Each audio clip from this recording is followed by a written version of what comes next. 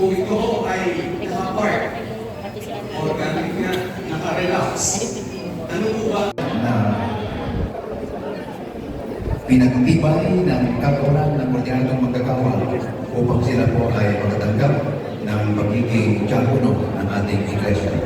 Pinahanap po sa atin ang mga Madam na matulon, ating pong pinagtitibay ang siyang nahanap po ng maging diakono ng ating iglesia.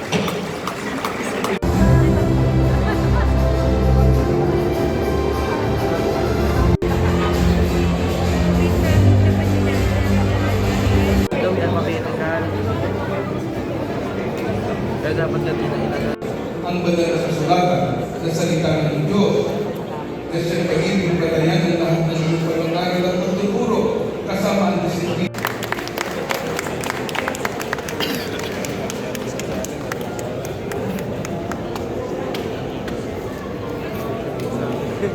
Sabi ko na iiyak